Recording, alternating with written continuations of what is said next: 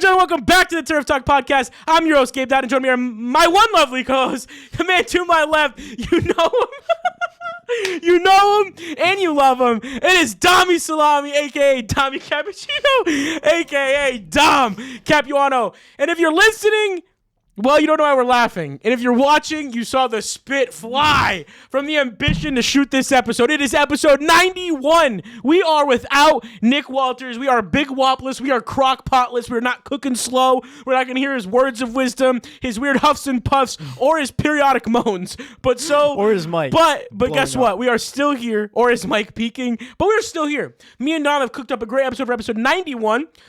Nick, however, is in Canton, Ohio for the Hall of Fame game that will be on Thursday. Before we conclude this episode, me and Dom are going to give you guys our picks. They're not going to count towards the record or anything, but football's back, bro. This week we have football back for the next 4 to 5 weeks. One gap, and in September, we're back for the next 6 months. Yeah. Girlfriends, buckle up. It's going to be a long winter. Yeah. Back to the boys on Sundays, back to football on the television, clips on game day, whether it's a success or we're losing, you got rage and parties. I can't wait. And fattening food. Oh, occasional beers.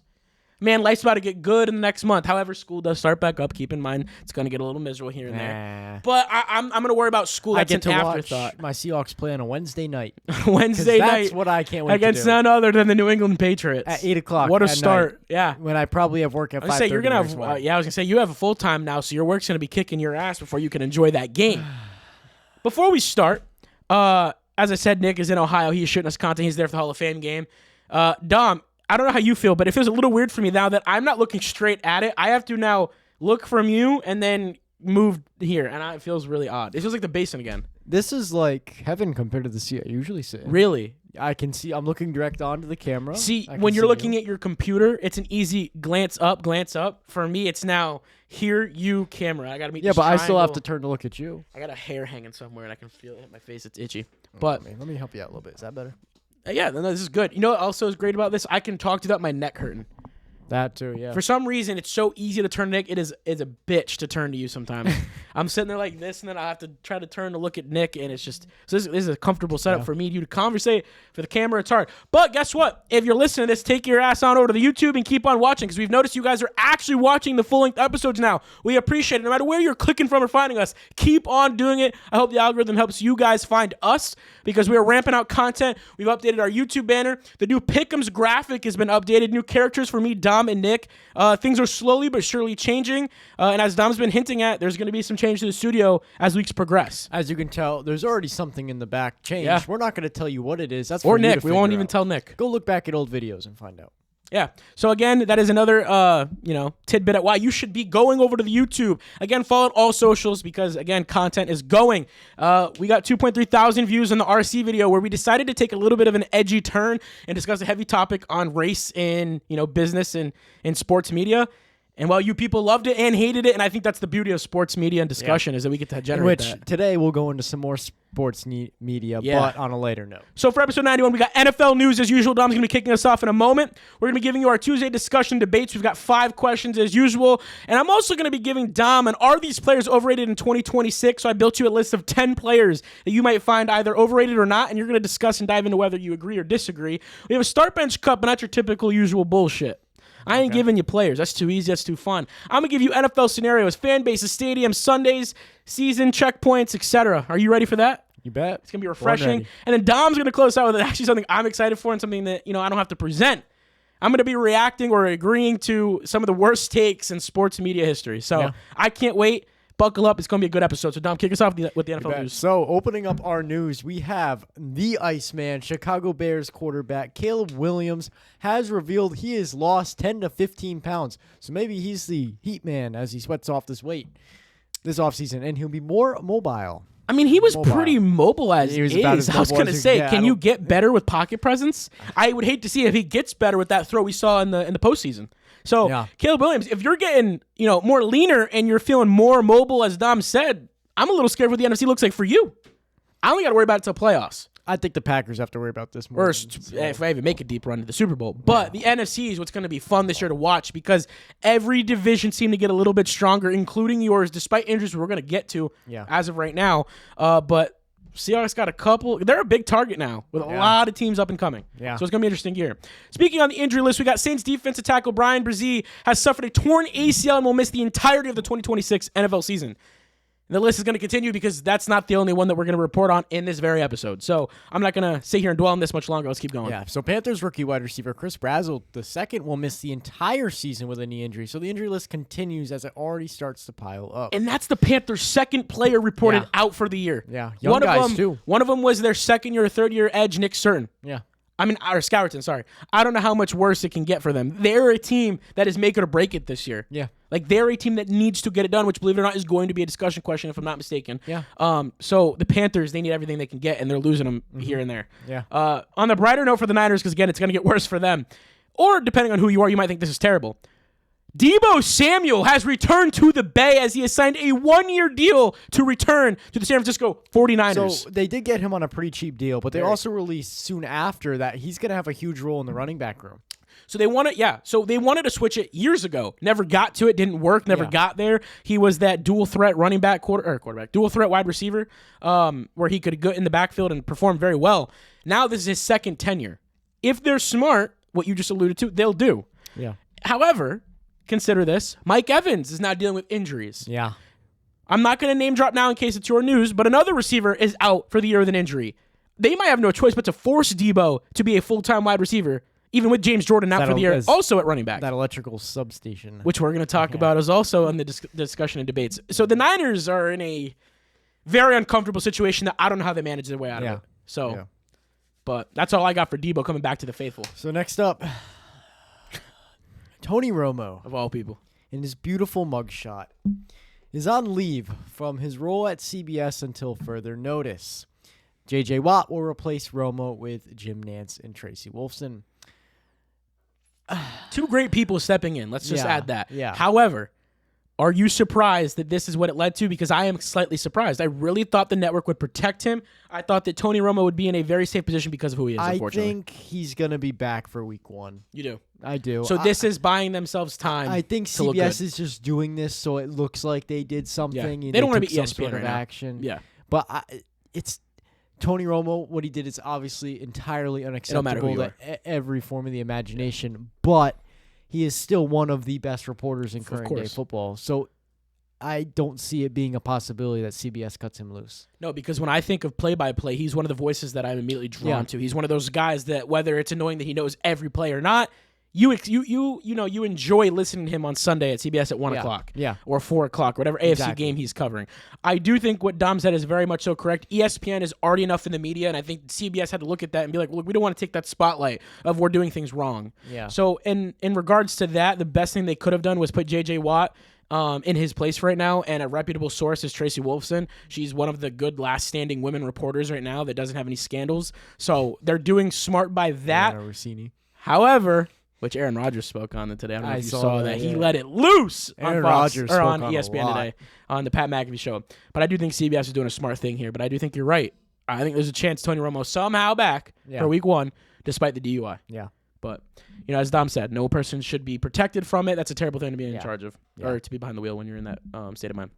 Back to the 49ers. I didn't want to say it earlier because I knew we were going to talk about it now. They have placed wide receiver Ricky Pearsall on the season-ending IR due to his lingering PCL injury that they actually want him to get repaired. Yeah. So this isn't an injury sustained in practice. This is a lingering issue from last year that I think he also had in college. It followed him when he got here. He was already injury-prone. And unfortunately, they want him to get the surgery. I want to say he was never hurt in college. I could have sworn his senior year before he left UF. I could be wrong, but I could have sworn he was drafted in the first round knowing he had injury problems. And unfortunately, they've just continued to linger through his rookie season to this point. Ricky Pearsall did not miss a single game due to injury in his 5-year college career. Because I could have saw that headline somewhere. Or maybe it was during the combine. Or like during that area, that process. But I remember there was so many injury issues with him at the beginning. Maybe it was just his rookie season and I'm bleeding it into his combine time. But let me find out. Either way, you signed Mike Evans. He's having issues. Ricky Pearsall, who's supposed to fill into that number 1 spot, out for the year. That leaves you with Deebo. Now, let me ask you a question that I already know your answer to. Is Debo a wide receiver one? The gunshot wound was his that's what it was. season. Yes, that's what it was. That took him away then. Yes. Okay, that's so what it was. he had to recover from that, and his first bodily injury Hamstring from football was a sprained posterior ligament, PCL, in his right knee. So it was never the hamstring. It was always his knee. Yep, that was September 2025. So his were just unfortunate. Yeah. I'm misunderstanding his past then. Yeah. There was another receiver that came out of UF for someone that year that was super injury prone that ended up getting taken early. But either way, they're getting really thin on wide receiver. Yeah. Because like I just said, I already know your answer to it. Can Debo be a number one anymore? He's too old. He's kind of big too. I hate this whole big thing. I don't think that he's in this, this size that everyone claims he was 2 years ago. He was like Eddie Lacy. 2 years ago, yes, there was no doubt he got a little puffy, but he looks like Travis Kelce. Did you see Travis Kelce come out? Oh my God. He looks like a hamburger. He looked rough, dude. First day in pads or whatever it was, or uppers maybe. Dude, that honeymoon killed him. You get married to Taylor Swift, you put on some love pounds.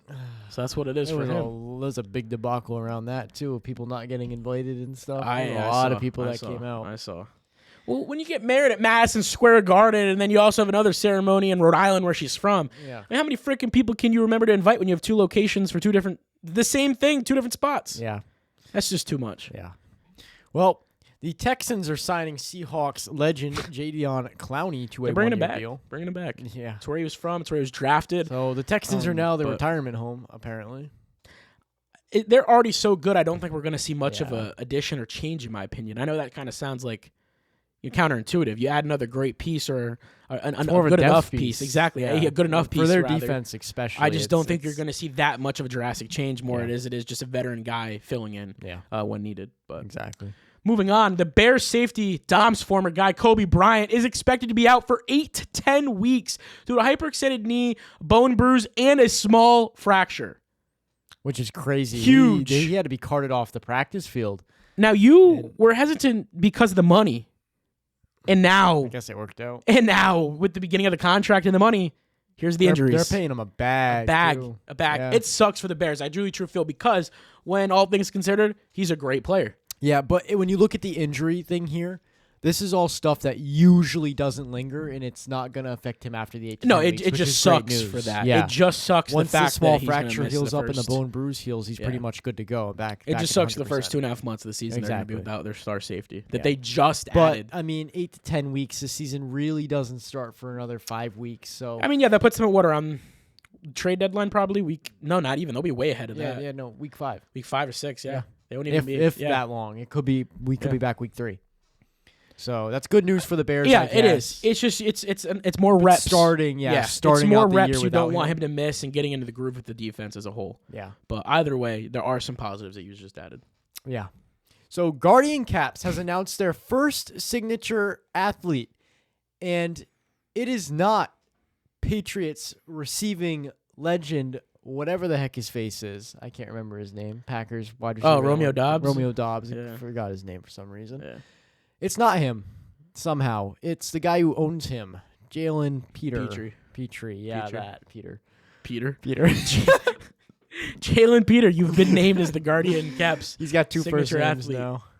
But yeah, Jalen Petrie. It's Guardian Caps. They're already loaded. I don't even think I want to spend more than 10 more seconds on it. So moving on. Okay.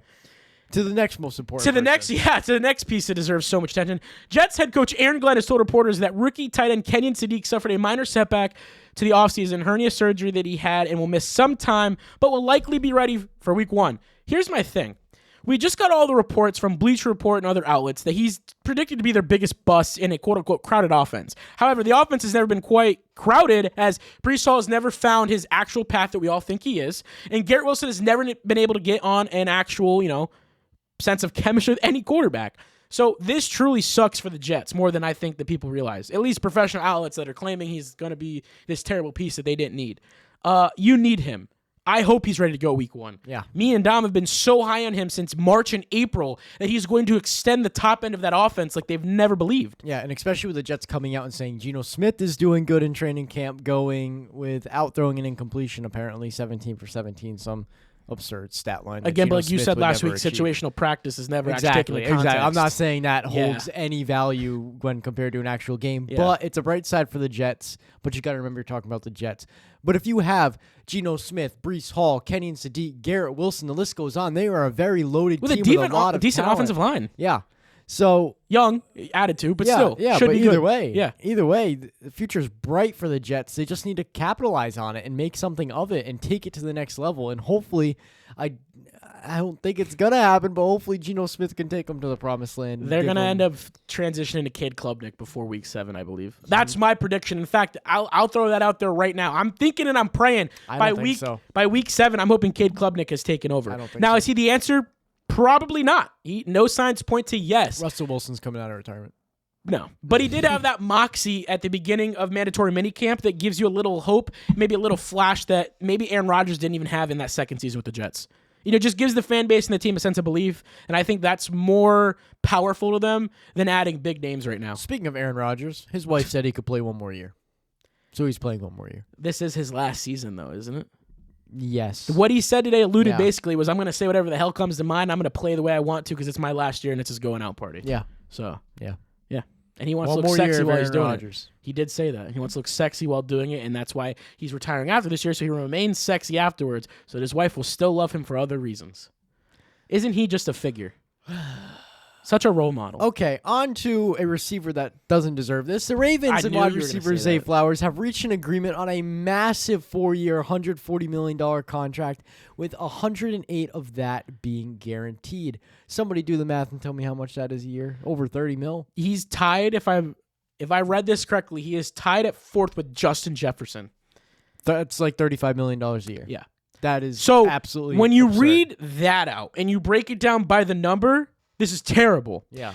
Now, what you said in terms of him not being deserving, I think is unfair. I think Zay Flowers is a playmaker. I think he's great. I think with him and Lamar Jackson in the right system, it's exactly what Lamar needs. He's shown us that he can be the pop that they need at when they're down offensively. However, has he shown us that he's a bona fide elite number 1? No. And what you just paid him was bona fide elite number 1 money. Connect that and say that out loud. He is making roughly the same, if not tied with, Justin Jefferson, He does not deserve that money. who's been one of the best receivers with Kirk Cousins, an in-and-out J.J. McCarthy, and a soon-to-be Kyler Murray. He had a 1,000-yard season. And with I Ryan at like quarterback. Zay Flowers. Dom's one critical, but this money, just not quite what makes sense to me. In my opinion, Zay Flowers has not showed me enough to earn himself a $35 million contract a year. That's just in his absurd amount of money for, in my eyes, a wide receiver too. I'm sorry, he's a wide receiver too. I can't imagine how much is T. Higgins making right now. Let's take a look. I can't imagine that he's making much more than that, if not. If I don't know, think can he be close to that? No, he just got a big extension. He has. Oh, he got a big one. I'm just saying $28 million a year. You're telling me that Zay Flowers 4 years, $115 million. He got 28.7 per year. So Zay Flowers is getting paid $7 more million per year than T. Higgins. Get this shit. Only $40 million of T. Higgins is guaranteed. 108 of Zay Flowers is being guaranteed. Yep. That's insane. Like I said, I like Zay Flowers. This contract is, unfortunately, It's you know rich. why he It's got too this? rich. You know why he got it? The market for receivers is already skewed, yeah. and Lamar Jackson's his quarterback. Any receiver in that position is getting paid because Yeah. Lamar needs. Yeah. He hasn't had. So this is what they've had, and this is what they're going to pay. Yeah. Like I said, he deserves the contract. He deserved a extension. He deserves a extension without but a doubt. this level of one is a little there's steep. no way he little deserves steep. more money Yeah. than T. Higgins I can deserves. agree with you on that. I can think very if much I agree was with the you. Ravens, I would have even looked to a trade for T. Higgins at that point. Or just seeing if you could trade Zay if his value is that held high. Yeah. Trade him at peak value now.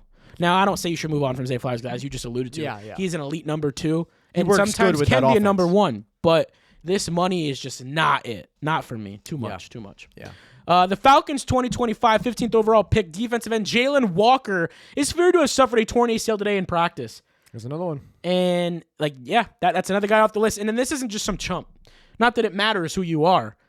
But this is, again, the Falcons, another team in need. James Another Pierce young let them guy. down, and now this is what they have on the defense to solidify for them. This is what the future needs to have in it. and he's out for the 2026 season. Yeah. A season where your two starting quarterbacks are the biggest question marks in the league. Michael Penix and Tua Tagovailoa. Both left-handers. I mean, I feel for Kevin Stefanski. I really do. I don't like him. I think he's I don't know how you can't like Kevin in Atlanta. Coach. He was a 2-time coach of the year. He made the Browns relevant as much as they could be. I didn't like the Deshaun Watson trade to the contract, but he tried. He didn't handle a lot of the stuff that had to be handled on the team the way it should have. He screwed the quarterbacks in the way they were with Dylan Gabriel, Shedeur Sanders. It's towards the end, yes, it was terrible. But he's also the same guy that pivoted to Joe Flacco and got them to go to the playoffs. Or go on at least a 6-0 run or something like Joe that. Flacco went to the Bengals and took them on a run too. Maybe it's just Joe Flacco and not Kevin Stefanski. I don't know. I love Kevin Stefanski, but that's just my flavor. Me and Nick have always differed from you on that one. But yeah.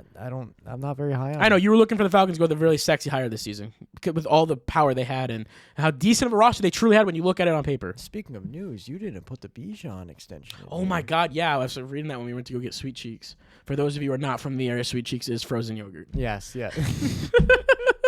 Good call. But I'll read this. The Atlanta Falcons signed star running back Bijan Robinson to a record-breaking 3-year contract extension worth up to $75 million. It has $51 million in guarantees, and it reset the market for his position. So, in your face, Kenneth Walker. I know you didn't reset the market, but he's making a lot more money than you. Do you agree with the duration? Do you wish you got the standard 4? Do you like the 3 for a running back? I like the 3.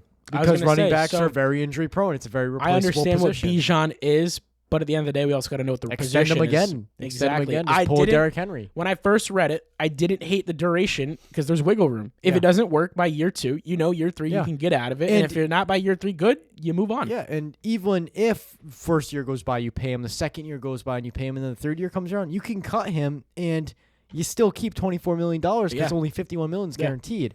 So there's still a way out after 2 years. So this is really only a 2-year, $51 million contract. I love with this an move. out. I love it. I think it's $25 million. And again, for a guy that. like Bijan, Jahmyr Gibbs, etc., those two, quite honestly, are in the caliber of their own.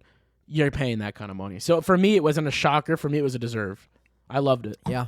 And as Dom said, it reset the market. So now we've got a new number for running backs. This can be interesting in the future. It's gonna get real. It's gonna get terrible for us. Yeah. Because when you find an established guy, we're paying that premium. If God forbid Jonah Coleman, I hope, is the guy, we're paying a premium. Yep. It's just what it is nowadays. For better like those rookie contracts where you got them. you better love and fall in love with. Tight. You better never fall in love with a running back. I can't wait till Devon Witherspoon needs a contract extension. Whatever that gets given in the next couple of days. That's a lot of money. You think couple days? There's been a lot of speculation about it's going good with training camp, then it will go bad. Then it goes good, then it goes bad. I think definitely before week 1. I don't think this week. That's the current hypothesis, I guess you would say. Consensus is going to be done by week 1. Yeah, for sure. It has to I be. definitely want him to get extended, but it's so tough because that is so much money.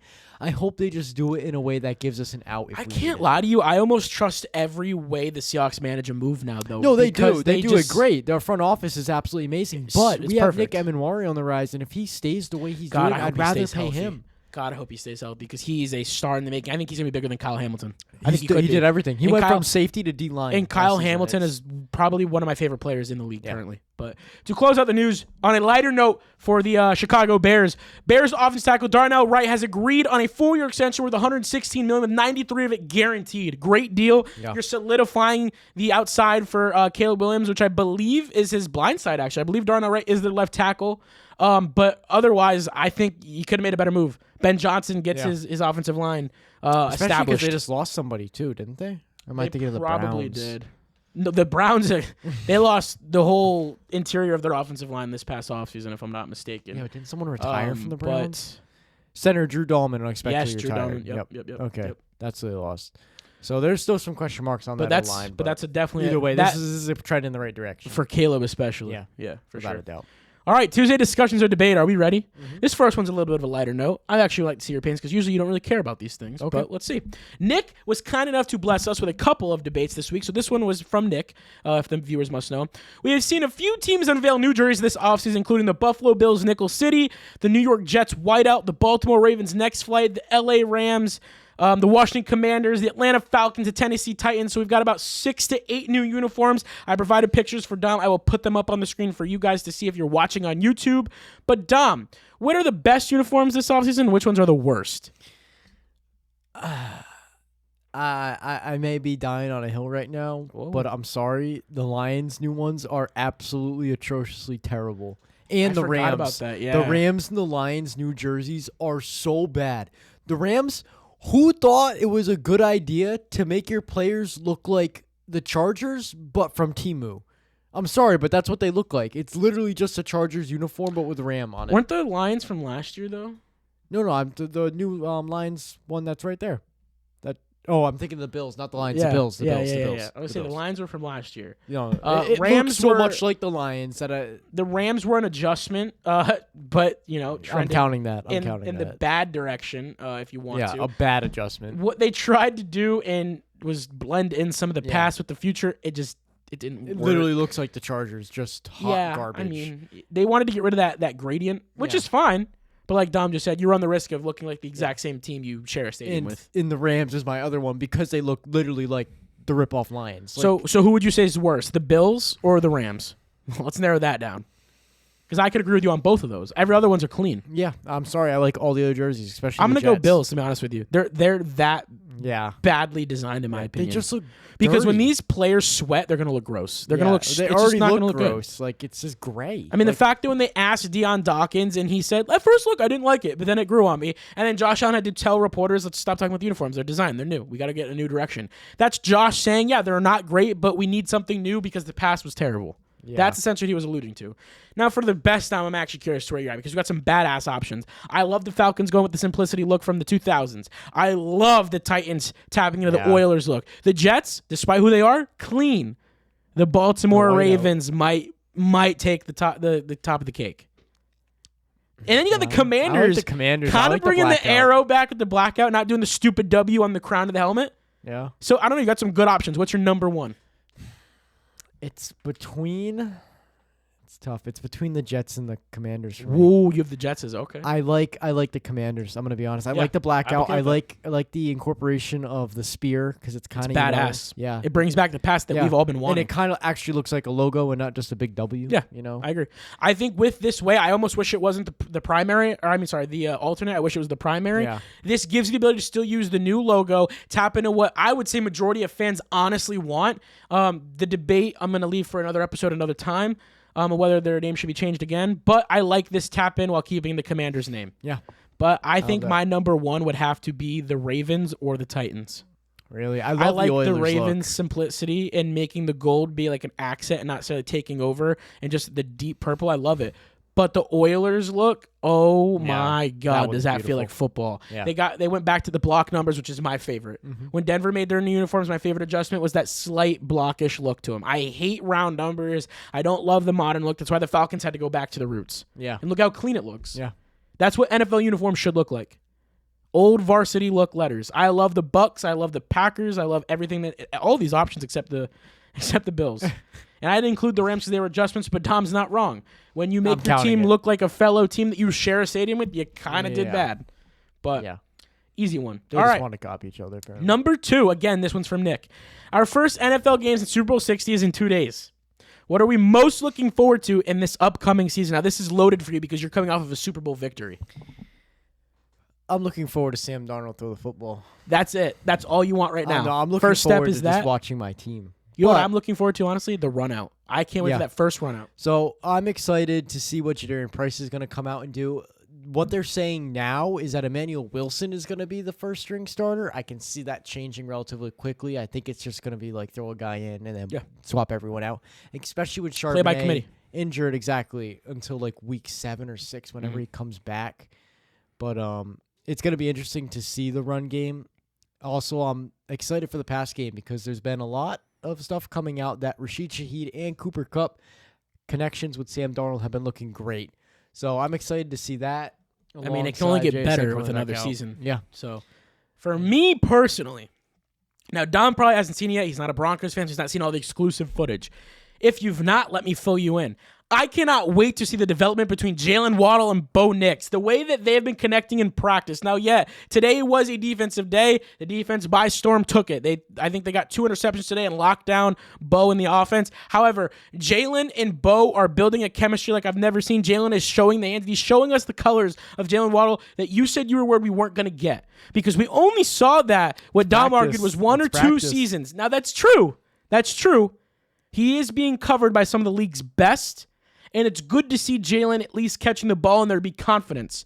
Because like we see with another receiver that I won't allude to yet, we're seeing confidence issues, which usually leads to drops.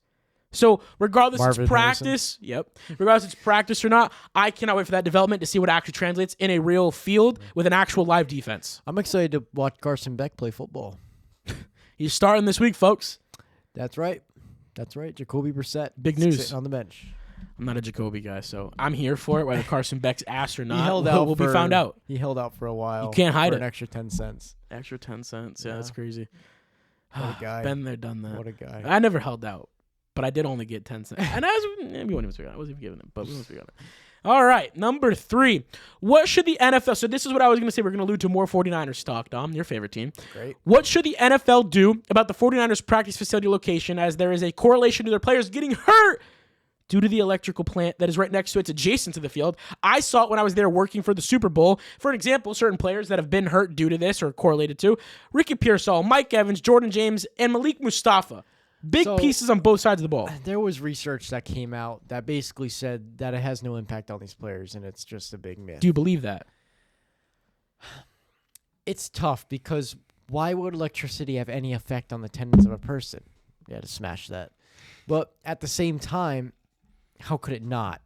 So I'm kind of like in the middle. Like I don't see how it could have an impact, but it's still a giant man-made structure that's probably emitting some sort of radiation that has some sort of impact on the human body. And if it is, it's exhausting the body. That's exactly what radiation does. Yeah. So is it causing these injuries? I'm sure the turf is having more of an impact on that. But they practice on grass fields and Santa Clara's grass fields. That's true. So it's tough to say. And their injury list is longer than any other teams every year and already has around 8 players on it. Yeah. So I only read you a couple of the star players on offense and defense. You have to look at that and be like, okay, something's happening here. So I don't know. I mean, Mike Evans is dealing with injuries now, and he was pretty much healthy his entire tenure with the Bucs. Yeah. Ricky Pearsall, maybe no correlation. The team wanted him to go get the surgery and re-heal and be ready for next season, when ultimately maybe that's when they're going to be ready and comfortable. Maybe they see this year as let's just see what we get out of it. And then Malik Mustafa is a guy, a cornerstone of that defense. He has to be healthy in your secondary. Yeah. So that's concerning when he's your starting safety. Jordan James, another top running back. Granted, you have CMC. You still need depth behind him. God forbid he goes down. Yeah. I don't know. It's a question that need to be raised, and every year we see something along the lines of the NFL has to do something about this, and then it's their practice facility. Yeah. So I don't know how we fix it. I mean, there's got to be another field that they can practice on. There has to be. Or figure out if there's an exact distance you can build off the plot and be away from just enough. I don't know. Or practice indoors. I don't know. I don't know. I don't know. I don't have the answers to these kind of questions, but I want to see if you agreed with the idea that is the reason their players are getting hurt. I agree that they should do something about it just so they don't have that excuse. Yeah. Because, I mean, I feel like if you're going to complain this much, then do something about it. I mean, you don't have to be the That's NFL fair. to switch Every what year. field you want to play on. Every year we hear about it. Yeah, that's true. That's fair. I mean, that's the fair. 49ers can just say, hey, let's go practice somewhere else. Like, you can do that. Mm-hmm. Like, I mean, you can put in requests. I mean, with the money these clubs have. Yeah. So, yeah. All right, we'll move on then. Which team has sorry, let me reword that. Which team has the smallest margin of error this upcoming season? Essentially, playoff or bust. Playoff or bust. Interesting. That word, it just gets you every time. I don't know. I'm not really sure how it gets you does. every time, but it does. I want to say the Texans. Uh-oh. Because of my favorite quarterback, Uh-oh. C.J. Stroud. But at the same time, you could also say Trevor Lawrence and the Jaguars. That's a good one. You could say the Denver Broncos and Jalen Waddle. You could say the Seahawks and Jadarian Price. You could say the Chiefs and Patrick Mahomes coming off an injury. Whoa! What's going on? You could say the 49ers and their electrical substation bullshit. Uh-oh. You could say the Cardinals with Carson Beck. They were already busted. The Ravens. They already busted. That they were. You could say the Falcons with the lefties. I think they were already busted. Yeah, the Ravens with Zay Flowers. That's mine. I think new coach or not, That's if this true. season goes to shit, could it mean Lamar's time in Baltimore is slim to none? It was already questioned this year whether it was done. I mean, I'm sure it But can they come up also had even- Harbaugh to get rid of Yeah. before Lamar. That's Now, true. if the same thing happens, or God forbid you miss the playoffs, could that mean Lamar's on his way out? Do they trade him? Does he want out? Yeah. Could this lead to an end of Lamar in Baltimore? Yeah. What does it mean for Baltimore in the future? I think that's the team that has the smallest margin for error. And unfortunately, your head coach, Mike McDonald, has set a standard for young defensive-minded coaches now that it can be done, and he's going to be ultimately, Jesse Minter is going to be compared to him, I think, going forward. So looking at the NFL as a whole at this moment in time, what made last season so good was our inability to pick which team was going to be good the next week. And I think that brings this season into a lot of question marks. I mean, you look at the Bengals. God, what are they going to be terrible? Or are they going to be good? Is Joe Burrow even going to play? Yeah, is he we never gonna- know. You look at the Ravens. Is Lamar Jackson going to live up to it? Can he stay healthy? Yeah, the Bears, are they going to perform the way they did again? Are the Giants going to be good? Is Baker Mayfield going to be the leading MVP candidate for 6 weeks and then go 1-7? Fall off, yeah. And then Or 1-6. is It's Bryce a Young question going after to be question. good? Is he going to find a way of consistency? Yeah. Is the Packers finally going to push it over the edge and do something in the playoffs? There's just so many question marks right now in the NFL, in so many different places.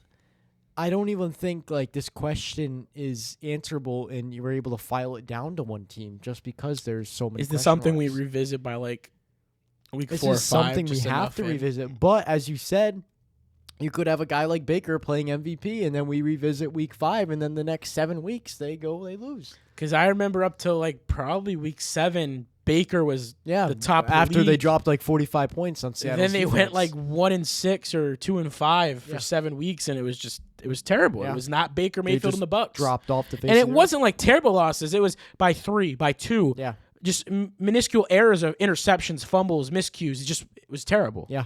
So, and that could be what this season is. And I'm not going to lie to you. I kind of want that. How refreshing was last season compared to the last 8 years, And- probably? And look at the Colts. So they fun. started 8-1 and then lost out. And then he ultimately tears the ACL, Yeah. gruesome one. Yeah. And we don't even know. We alluded to it last week. We don't even know if Daniel Jones is going to be the same guy. Yeah. Though they they are just showing paid. him in training camp. So, I mean, it's good that he's back on his feet. It's so. better than hearing he's not practicing Yeah. getting reps at all. Exactly. Yes. Yeah. Exactly.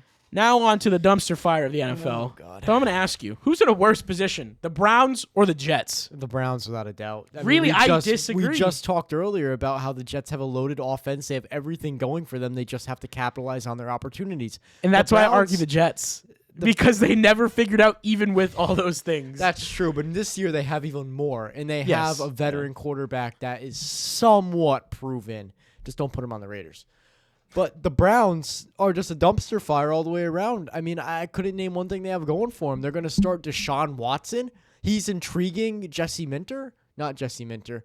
God, who's their Todd new- Monken. Todd Monken. Yeah. Not the Ravens. Same God. division. Yeah, close enough. Yeah. Both new head coaches. But, I mean... Maybe you look Deshaun at- Watson is turning the eyes of Jesse Minter. Who knows? He probably is. He's intriguing Todd Monken. And then you have Dylan Gabriel and Shador Sanders. I mean, what are they going to do? Like, I don't even know who's going to walk out week 1 at their quarterback position. Right I've now heard it's so many Deshaun. different. Right now it would be Deshaun. Now who do That's I what Jerry think it Jeudy should wants. be? Shador. What do you think it should be? I agree with Shador. You can't start Deshaun Watson. No, you can't start Deshaun Watson for the same principle of he's a terrible human being. You Yeah. can't. I shouldn't say terrible. People can work on themselves, but what he did shouldn't keep him a job. I'll say Jerry Jeudy, Broncos legend. that. And Dylan Gabriel, maybe he deserves the same fair shot as Shador, but what I think Shador offers you is the same thing I argued earlier with Cade Klubnik: morale, excitement. Yeah. You're gonna put fans in seats. Maybe that makes your other players on the team, get some juice that you weren't generating beforehand. But they have no O-line. I mean, a lacking running back. The defense is pretty decent still. You got Jared Verse taking over That's Myles true. Garrett, which I don't think is terrible to fill. That's true. You have Denzel Ward on a new extension, one of the greatest, not greatest, one of the top 10 corners right now currently. I'm the greatest right now. Yeah. There is no great right now. We have top 10s. Yeah. One of the best currently playing. They got a young middle linebacker last year who I believe did win Defensive Rookie Yeah, of the he Year. did. Somehow over Nick Emenwari. But the Browns, to me, the reason why they're not in the worst situation is they always seem to manage themselves somehow recently in the last 5 to 8 They were years. a dumpster fire last year. I mean, Whereas the Jets, I mean, yeah, they're up and not down. as bad as not the as Jets, bad. but Whereas the Jets, every year, A-Rod or not, I mean, it's 5 or less wins. It doesn't matter who the hell runs that team, whether it's quarterback or coach, they fail. Doesn't been that matter way how for the many past people 2 they decades. add, they fail. They get hurt. It doesn't work. There's just something surrounding the Jets. I don't know if it's Fireman Ed in the stands giving them bad mojo, but the Jets, I think, are the worst situation just because, like you said, they got all these pieces, and yet somehow, come midseason, me, you, and Nick are going to sit here shitting on them week in and week out. yeah, I mean, I agree, but I mean, shit, the think Browns at least made some playoff appearences in the last decade. that's true. But I think Jets I think haven't. if the Jets can capitalize on their opportunities, they can blow the Browns out of the water. I would hope so. I mean, you drafted Kenyon Sadiq and then the wide receiver out of Indiana, Omar Cooper. I mean, God, you can't have any excuses. Between Omar, Garrett Wilson, Yeah. Kenyon, Breece Hall, who's the backup running back? I think he could have been a starting running back elsewhere. But otherwise, keeping a long story short, the Jets have a decently Oh, I know stacked who you're talking about. The offensive short guy, right? Yeah. Oh, what's his name? Braylon Allen. Yeah, that guy, Braylon yeah. Allen. You've cut so many pieces, dude. Like it's at a point now where if Aaron Glenn can't get it done, who can? And I know people have question marks around Aaron Glenn, and I'm not saying I disagree. There are some question marks to be answered around him, Yeah, but he's a decent head coach. I think should be able to get it done. yeah. So for me, the Jets, but that's going to be the interesting storyline to follow this season for sure. Which of those two teams can finally crawl their way out of the hole Yeah. they're in, and which quarterback hell is going to even start week 1 for the Browns? Is Dom said, because at this point, who knows? Yeah. But Is our last Deshaun one. Watson intriguing enough? I guess that's the question we need to I ask. mean, I guess right now the only person he has to intrigue is Todd Monken, and that he is doing. I don't know how. He brought him to a massage parlor. I don't even think they had to leave the facility. He's got an office. Okay, less to the imagination. All right, Dom, are these players overrated in 2026? You're going to tell me. Starting it off with your favorite man, none other than the Pittsburgh Steelers defensive end, T.J. Watt. Let me think about this one. Yes, he is very overrated. He's ass. He doesn't perform in big games. He puts up mediocre stats during the season, and they just play a lot of teams with bad O-lines. There it is. The man won a Defensive Player of the Year, I believe, in Congrats. 2021. 5 years ago. He Half a decade. tied Strahan's sack record, 22 and a half. He led the NFL with 39 quarterback hits, 21 tackles for losses, forced 5 fumbles. I'm not even going to dive deep into every season, but TJ Watt's been one of the best defensive players every year on the top list. So I get you're going off of last year and the year before and the mediocre playoff appearances where he was Well, the non-existent. question is, are these players overrated in 2026? So I'm saying, as of 2026, yes, T.J. Watt is a very overrated player, and a lot of his value is name value, which is why defenses respect him. But I think as a player, Let me ask you a deeper currently- question. Do you think his name value is held in such high regard because of J.J. Watt? Oh, absolutely. I mean, that's kind of why he did so good in the league is because of J.J. Watt. I said is for he? hate there is what I just did. Yeah, I'm gonna Oh, get yeah, you're farmed gonna off get this. flamed. But Yeah. Is T.J. Watt a good player? Yes, without a doubt, he's a good player. Is he as good as J.J. Watt? Absolutely not. Did he get some of his name value from J.J. Watt? Oh, of course. I mean, you share a last name. Yeah. And T.J., But you think in this current season he is no as near of what he used to be? 2026, he is a very overrated player. Okay, all right. As of 2026. Next up, Baker Mayfield. This one's tough because of last year's we were talking about earlier. You go half the year being an MVP quarterback, and then you just fall off the face of the earth. Now, did they have a lot of injuries? Yes, every team did. But you can't let that kill your team to lose that many in a row and that many in that time span. You just can't do that. But for Baker, is he overrated? No. I think he's held in the way he should be. I don't Baker's think getting he's his love. over. Yeah. Yeah. I don't think he's over or underrated. I think he's right where he should be. Now, this one I do wish Nick was here for. I wish he could hear your answer to this. Is Jalen Hurts overrated in 2026? Jalen Hurts has to be the most glazed and overrated quarterback Wow. in the NFL. I said it. He is not a top 5 quarterback. Hell, I could name 10 quarterbacks in the NFL better than him. Do it. You said it. You got to do it. Every time you. Okay. Patrick Mahomes. Joe Burrow. I'd take Baker Mayfield over him. Last year, Sam Darnold. Drake May, Jared Goff, Lamar Jackson, Dak Prescott. What am I at? 8. Matthew Stafford, Josh Allen. I'm not done yet. Let me think. This is disrespectful on I'm so still many thinking. levels. I'm still thinking. Hell, I'll throw Bo Nix in there too. He did better than him last year. Yeah. Jared Goff over Jalen Hurts? Yes. You're like so serious right now. I'm so serious. Dead ass. Like, Jared on Goff CBS, ESPN, if they ask you, you're saying this, you on get live one TV. chance on a mic live on TV. live TV. And I'll make them millions of dollars. This is why. Jalen Hurts can't run an offense. He can't. Yes, he played good in one Super Bowl. Good for him. That's what he should be. He's a quarterback. But he can't run a complicated offense. There was a report that came out on it that said they had to simplify the offense because he couldn't run it. All he does is snap the ball from center and hand I the hate ball to off do to this to you. Saquon Barkley. But that same report came out about Russell Wilson in Denver with Sean Payton. That's in Denver, though, not in Seattle. It's a complicated offense. Offenses are very versatile depending on Okay, and either guess what? squad you're on. An The offense is an Broncos offense. sucked those years.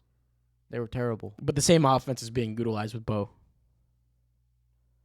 The verbiage is Similar the same. Offense. The verbiage is the same.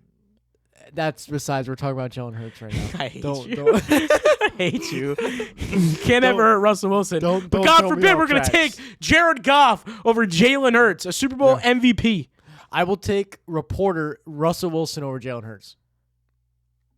You put them both in the same room, I'd take Russell Wilson.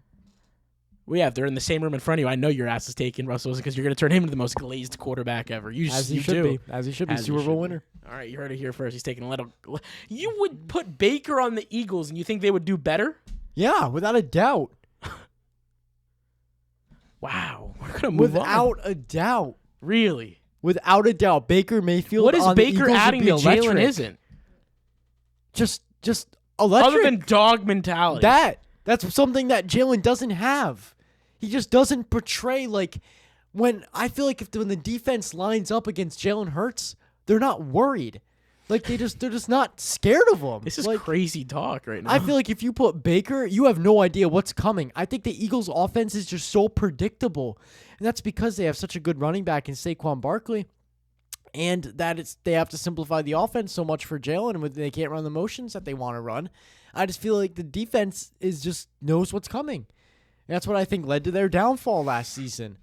Wow. I mean, you're getting it all right now. So I'm sorry, Dom but just put Jalen up a Hurts. diagnosis on the Eagles and Jalen Hurts. Jalen Hurts is one of the most overrated quarterbacks Dr. as Dom. of 2026.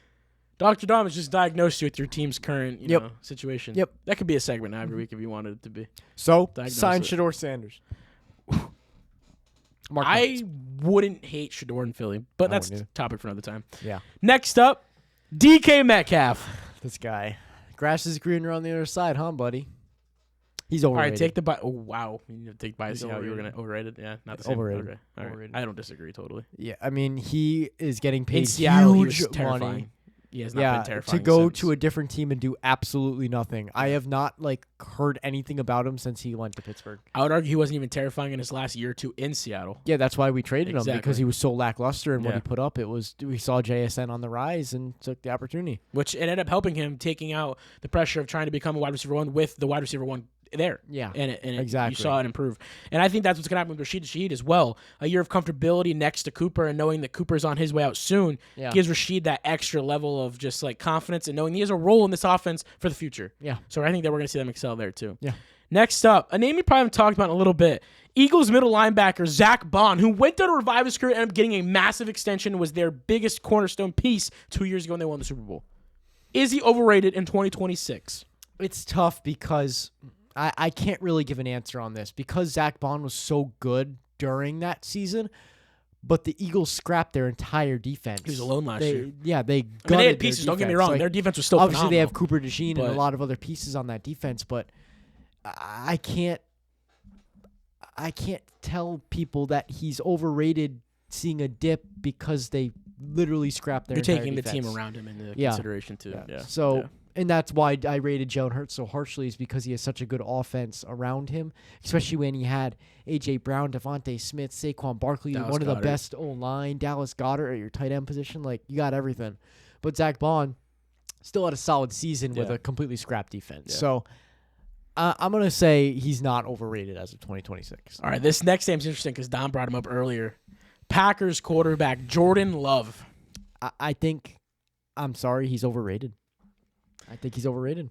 I think he's held in such high light because of his similarities to Aaron Rodgers and Brett Favre in the beginning of their careers. It's just that season 2 years ago, 3 years ago now, where he lit it up, got the extensions. He's very similar to Lamar Jackson in a way, in that he plays so good, but then he gets to the big games and he falls flat. And I mean, they blew a 18-point lead to the Bears just like, how do you go up 21-3 at halftime and come out and don't do a thing? Now, I wouldn't call Lamar Jackson overrated. However, with Jordan Love, I think he is a step back from Lamar. Oh, without a doubt. I'm just similar issues. I get the analogy. Yeah. But I mean, the Lamar thing Jackson that sucks with Jordan Love, and I hate to agree with Dom, but unfortunately, the sample size post-contract extension has been up and down, and quite honestly, miserable to watch. It has not been the same Jordan that we saw the year prior to the extension, where he went and dominated the NFC West. He went and dominated the NFC North. He just won football game after football game. The stats were electric. His play was beautiful. You were watching a young kid turn into a veteran after sitting behind A-Rod for a couple of seasons. And now the question every year is it going to be a make or break year for him? And now that we're in the third year of asking that, or second year of asking that, it's kind of come to the point now you are no longer in the light you were 2 years ago. It's very different now for Jordan Love. Exactly. Now, can he turn around? Yes, of course. His career is far from over. But can he be the same guy he was 2 years ago has been the biggest question for the last 2 to 3 years. Yeah, exactly. But next up, Trey Hendrickson, who just got the extension or traded to Baltimore. No, signed with Baltimore. He is so overrated. Thank you. It's not even funny. I mean, you look at him and he didn't deserve the money he got. He was hurt 3 years ago, yeah. Yeah. Now, he was phenomenal for 1 year and then just dropped off the face of the earth. So the reason that we love this move so much, or Baltimore fans love this move so much, is because it was such a dire need to add to that edge. You know, they needed to solidify the edge on the defense. Yeah.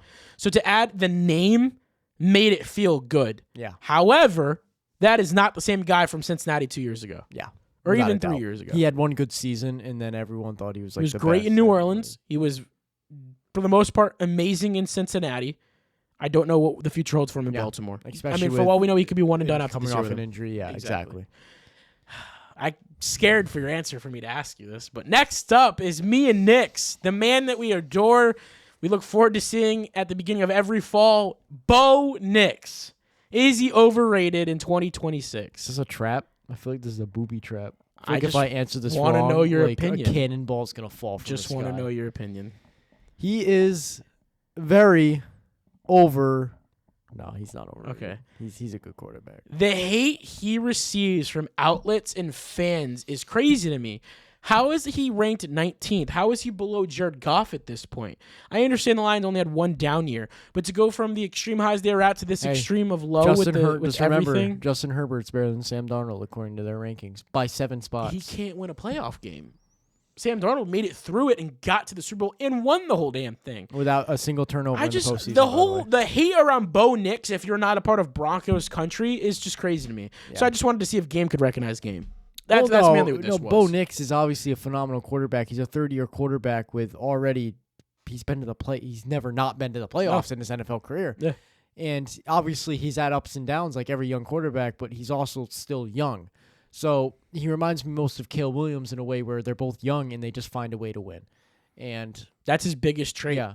Even when he has the worst stat line, injuries, the game's not gone their way. We saw it last year when they played the Giants. They were down 30-something points, and they came back. Yep. And the Giants, or when we were playing the Eagles and the Jets, and it was basically tied the entire time, low-scoring game, and you find a way to win at the very end when it mattered most. Yeah. So I just wanted to see where you're at that. Speaking of the guy from earlier, a guy who, quote-unquote, might have put on weight, looks a little bit big after getting married and, showing his wife some love, is Travis Kelce overrated in 2026? See, as much as I want to say he's overrated, I just can't. Because year after year, he comes out and he still puts numbers up somehow. I mean, I feel like he's going to be 50 soon, still putting up 1,000 yards. So I want to say he's overrated. I feel like his name value at this point in his career carrying is him. getting a little high and carrying him.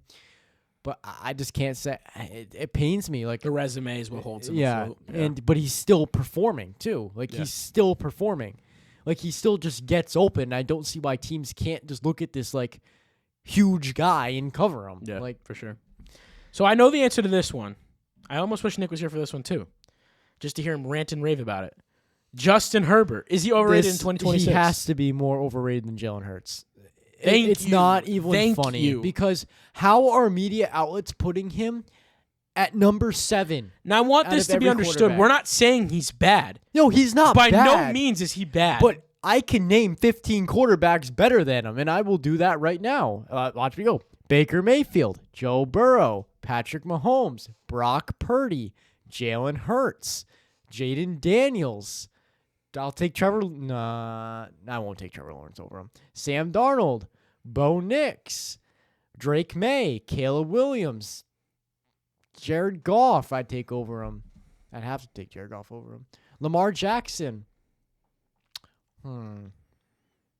I wouldn't take Jordan Love over him, but I would take Josh Allen. I would also take Matthew Stafford. I'd take Dak Prescott. that's 15. I'd take all those guys over Justin Herbert. God, I don't want to put this out there, but could you imagine Dak? This maybe just be my love for Dak. I love Dak on the Chargers. Dak on the Chargers would be lethal. Like they would have a pass game, and Or they Dak wouldn't- on the Bucks. But Dak has the same choking problems in the playoffs. So The Cowboys carry a lot of mojo. The Cowboys have a big choking problem. They're in like the playoffs. Jets, but they still win in the regular season. Yeah. Unfortunately. That is the 10 players I've selected to see if you thought they were overrated in 2026. You had fair takes on most of them. 2 of them I'm clipping for you to get flamed. I set you up there. I mean, Yeah. the Jalen Hurts No, one. I is stand by gonna- him. I stand by him. I think the Jalen Hurts one's going to cause some angry comments, but maybe that's what we needed. That's from just this. because of Philly fans, though. I'll tell you people And that's there. the fans I'm looking for. Yeah. Come get him. Tear down some light poles, grease up the pole, so if Dom climbs him to run from you, he falls right back down All right, and nice. tear him apart. Tear him Nice. apart for the Jalen Hurts slander. All right. Start, bench, cut. Speaking of fan bases, we're going to start with fan bases. So start, bench, cut fan bases. We got Bills Mafia, Cowboys fans, and Eagles fans. Who's So, starting? I'm going to start with the low-hanging fruit here. I think all Cowboys fans are delusional for liking the Cowboys. So I'm going to cut them immediately. Now, Eagles fans are a little bit too crazy for me. They're very not Only when humble. they win, though. Well, they like to blow up cities when they win. So That's- I'm going to bench them. And I'm going to put probably the best fan base in football, the Bills Hell Mafia, of yeah. course, at They're start. electric. Exactly. And they're humble, too. Nick was So- able to enjoy it when he went to the Broncos' Yeah. first playoff run with Bo Nix against them. Yeah. He said it was phenomenal. I mean, for one, the jumping through tables, lighting shit on fire peacefully sometimes, the snowball fights and all Yeah. that.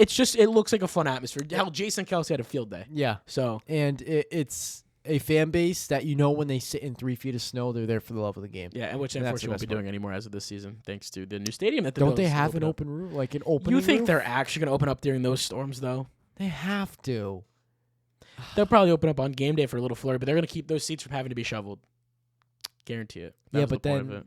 Ah, Fans will still be driving through 3 feet, which will show, love, but the inside of the stadium will never look that's like so it did. lame. Yeah. I love when there was 3 feet of snow in there, and then you could see them climbing through the stands and Or throwing whenever there was a snowballs. touchdown thrown, there was Yeah. snow flying over. Yeah, Yeah. it was beautiful. That's what football in your mind Yeah. feels like in midseason. That's so sad. All right, next up, start, bench, cut. NFL stadiums. We got Lambeau Field, Lumen Field, and Soldier Field. I tried to pick either the loudest or the most historic stadiums. So I'll start with a little hang fruit.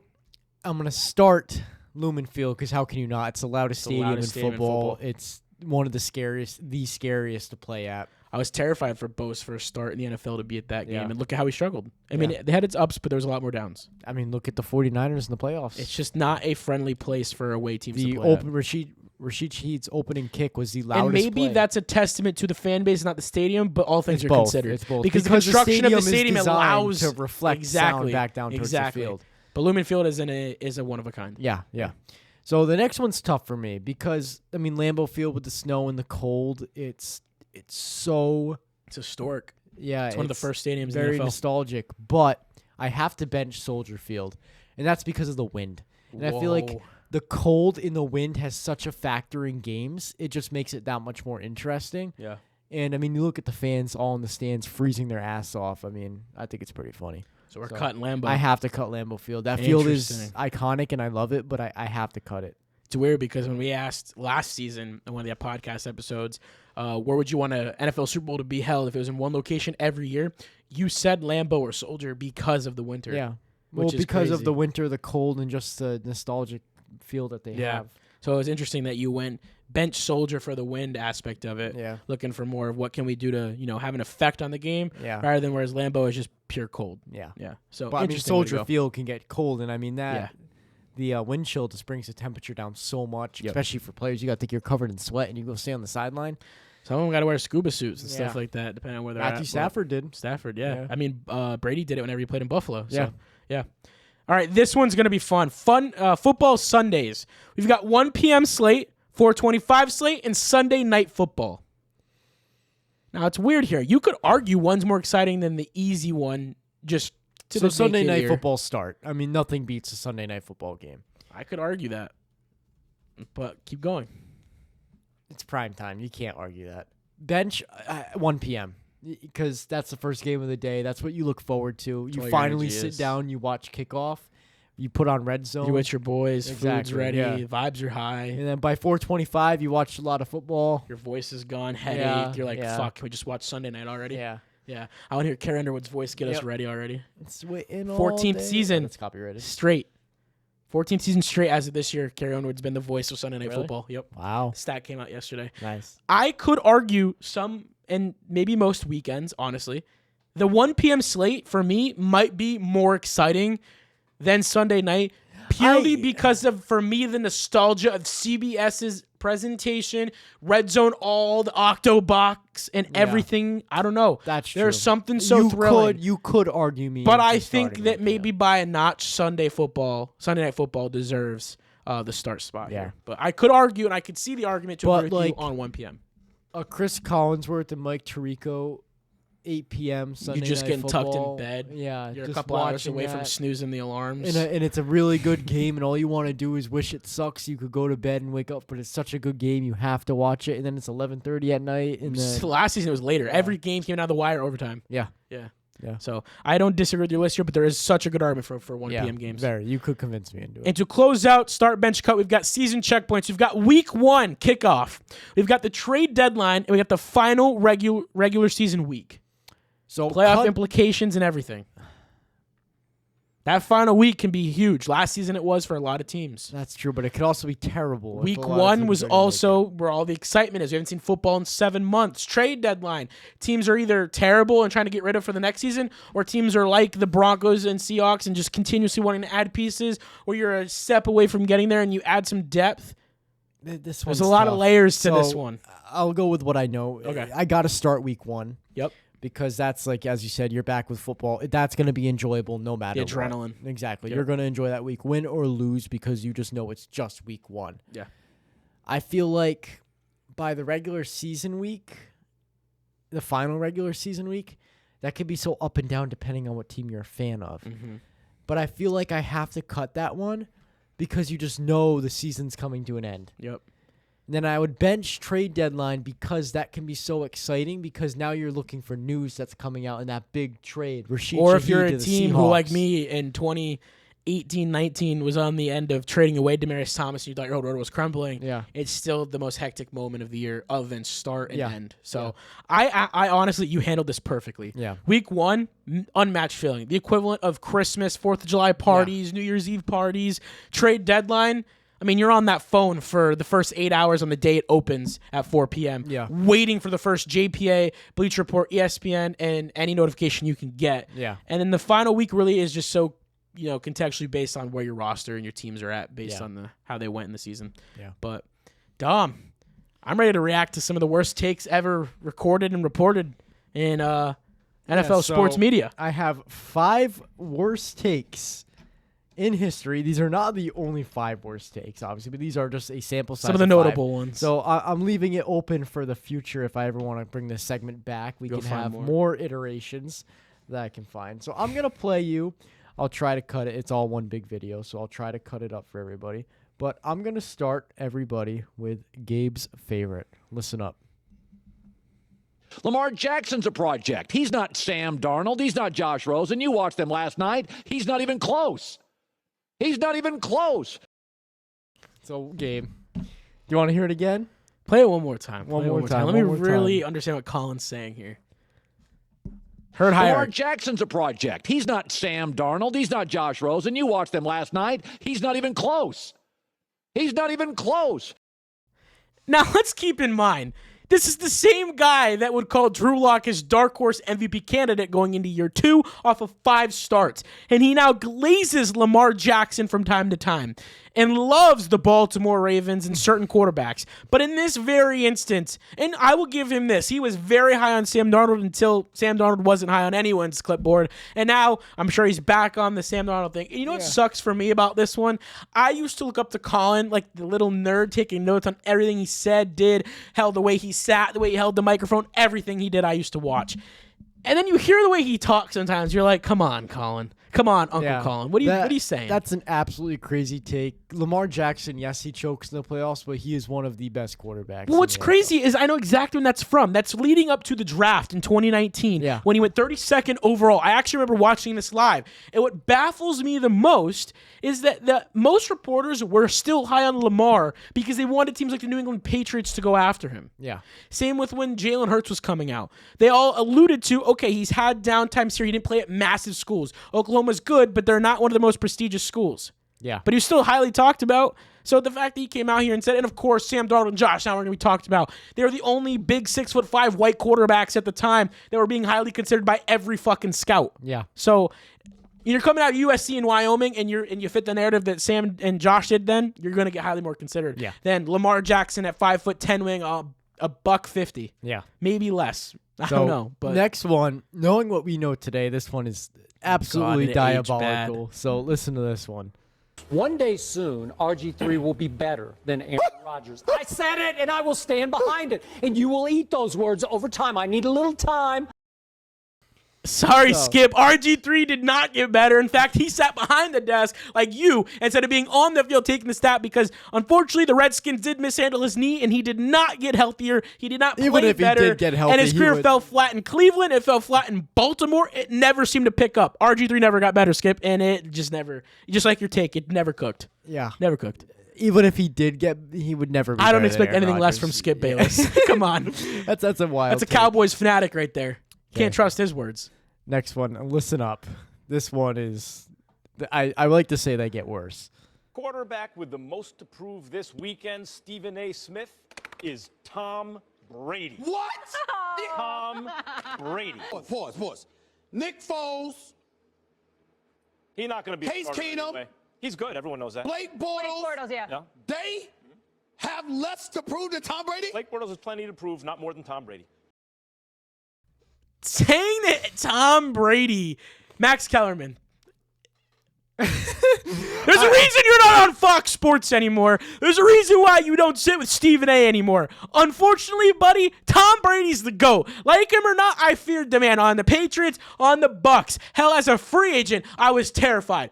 He is not ever going to need to be the most approved. Never, ever did I ever think that come across my mind. Smith made up a very good point. You're going to tell me that Tom Brady Blake Bortles on the list. has more to prove than Blake Bortles? So, let's get this straight. This is probably anywhere between 2016 and 18. Either during the Blake Bortles run or post-Blake Bortles run, which means we're going to the season where Nick Foles goes to ultimately win a Super Bowl or is in the late part of the season of winning the Super Bowl, or hell, it might be Super Bowl weekend. I don't know when the context of this clip was taken. That's what I'm getting off of what's being said. But regardless, it doesn't matter what part of the career you're talking about of Tom Brady. Now, any part did we ever have to sit there and say he had the most to prove. Yeah. Even coming off the ACL tear at the midpoint of his career. Did anyone ever say that? Yeah. Crazy. Does it get worse from this one?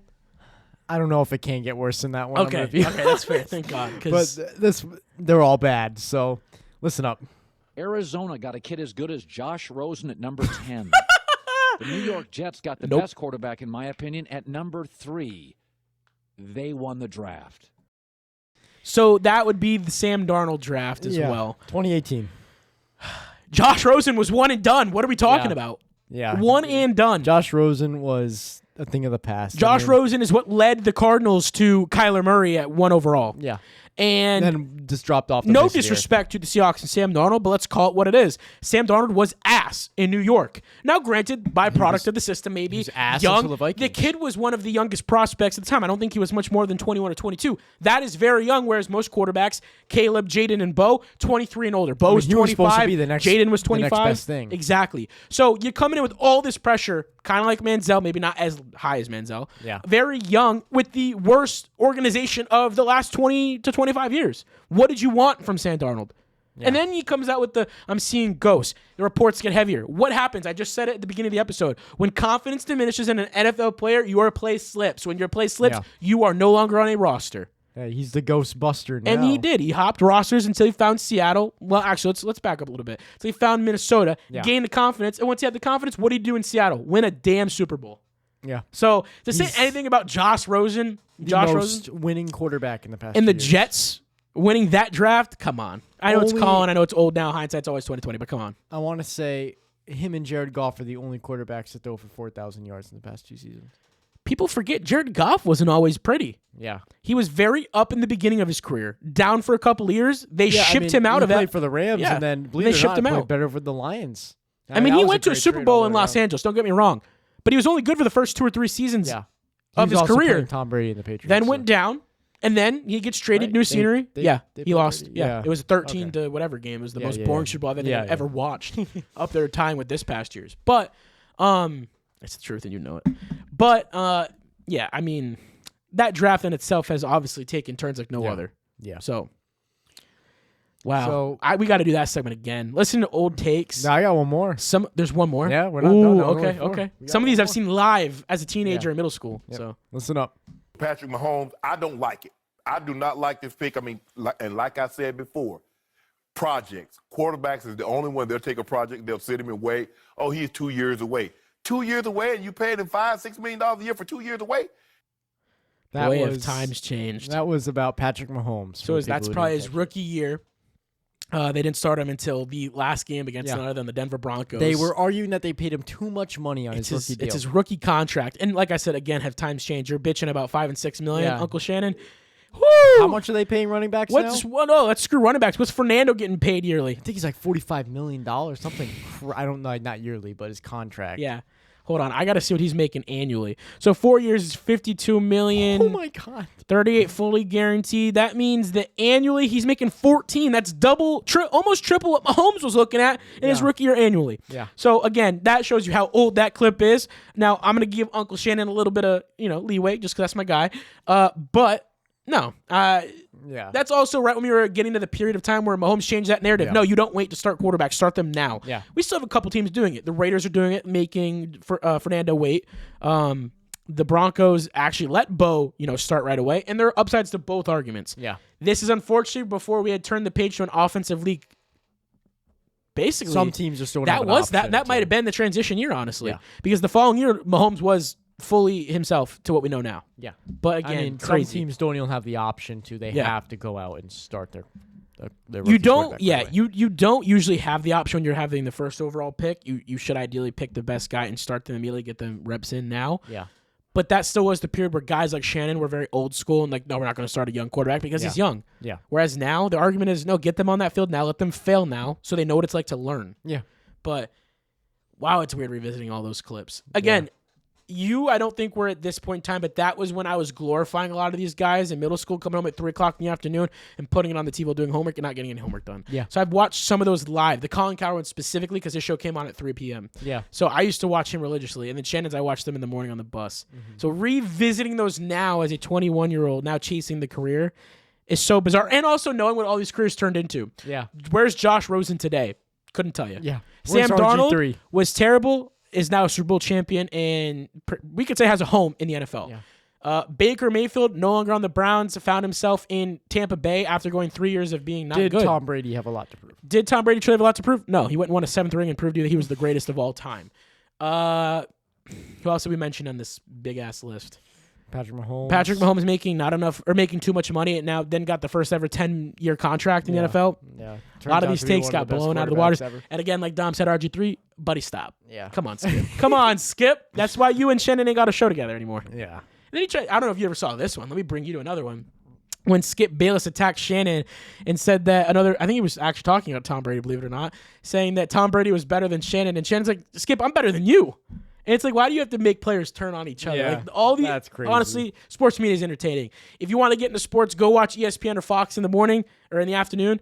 Their shows have some drama. It gets fun to listen to. And if you're like me and Dom, you probably have differing opinions than most of their takes. Yeah. So, Or just watch our show. or just watch our show and we'll give you everything. We'll give you our opinion, their opinion. You can hate us and then at the same time comment below what your opinion is. And we can have a great conversation and you can call in. Yeah. So, Send us an the email. Turf Talk podcast gives you the best of all worlds. Yes. Yep. Entertainment, love, hatred, Everything. callbacks to old shows.